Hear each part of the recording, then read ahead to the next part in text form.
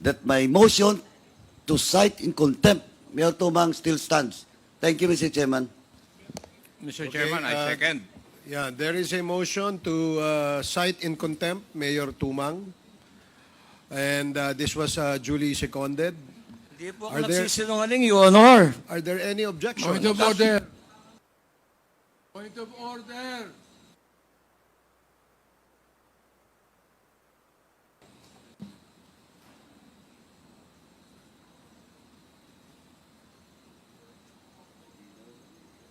So I will Malaking balita mula sa House of Representatives, isang dating mayor mula Pampanga ang kinumpronta matapos ma-cite in contempt ng House panel. Ano ang naging dahilan ng matapang na hakbang na ito at ano ang maaaring mangyari sa susunod? Tutok lang at ating tatalakayin ang buong detalye. Huwag kalimutang i-like ang video, mag-subscribe at i-on ang notification bell para hindi ka mahuli sa mga bagong updates tungkol sa kasong ito.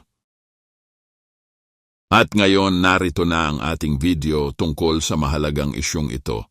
Halina't sabay-sabay nating panoorin at alamin ang buong detalye. Sabi niya, he still stand, hindi siya nagsisinungaling. Once again, Mr. Chairman, I just like to manifest once again that my motion to cite in contempt Mayor Tumang still stands. Thank you, Mr. Chairman. Mr. Chairman, I second. Yeah, there is a motion to cite in contempt Mayor Tumang. And this was duly seconded. Hindi po Are ako there- nagsisinungaling, Your Honor. Are there any objections? Point of order. Point of order.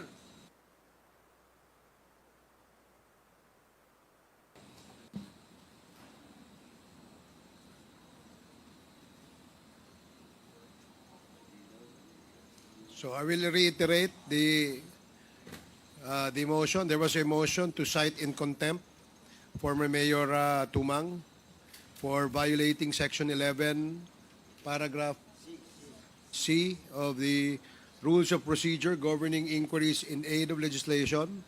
And this was duly seconded by Congressman Acop. Are there any objections? Hearing none, the motion is approved. Former Mayor Tumang is now cited in contempt. And we'd like to ask the Sergeant at Arms to please assist and escort former Mayor Tumang. Are there any other motions that you'd like to? Okay. So any other motion? Mr. Chair, Congressman Acop. before I file or I move for the second motion, please allow me to explain why I seconded the motion of the Honorable Caraps Paduano. Please proceed. You have 3 minutes, Congressman Acop. Thank you. Ako po ay membro ng Committee on Public Accounts, Vice Chairman ng Committee on Dangerous Drugs, kaya alam ko po yung istorya na sinasabi ni Honorable Paduano. Why? Kasi religiously, nag-attend po ako ng mga hearings ng public accounts at sa kakwan. Mayor Tumang, kung ano po yung style ninyo doon sa committee hearings, ganun po rin yung ginagawa nyo rito eh. Kung hindi ka nako-confront ng mga ebidensya na hawak ni Chairman Paduano, hindi mo inaamin. Inaamin mo lang pagkatapos na ma-confront ka na may mga ebidensya siya. Do not try to fool the members of this committee. Iisa lang po yung utak po ninyo eh. Napakaraming utak nandito na pinakikinggan ka at saka inobserbahan. Kilala ka na namin talaga eh. Di ba? Kung hindi sinabi ni Honorable Paduano na meron siyang pruweba na pumunta kayo sa China kasama itong mga taong ito, hindi mo aaminin. Kasi ganun din ang ginawa mo dun sa Committee on Public Accounts. Nandun ako.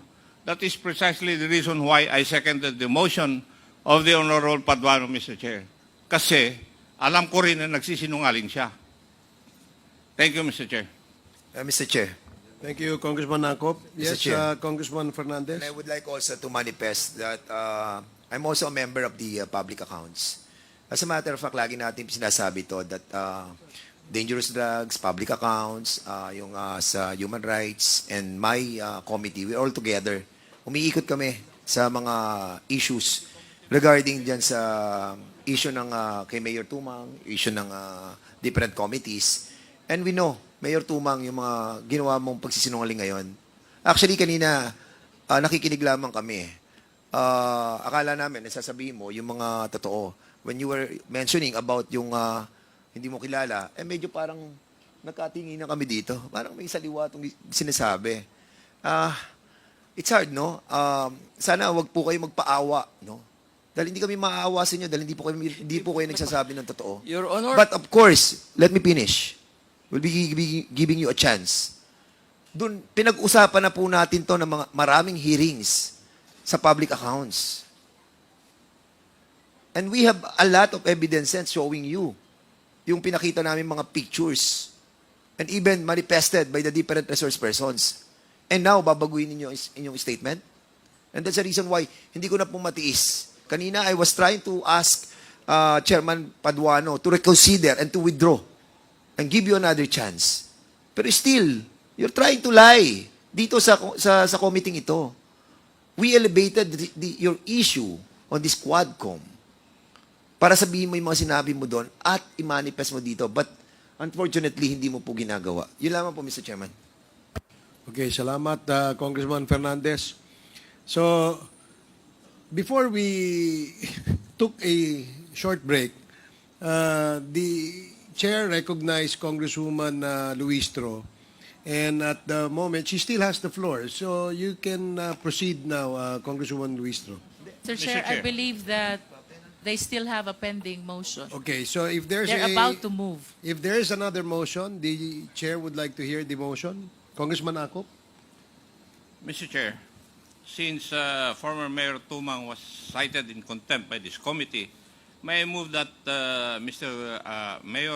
former Mayor Tumang be meted the penalty of being confined dito po sa premises of the House for the period until the committee report of this Quad Committee is finished.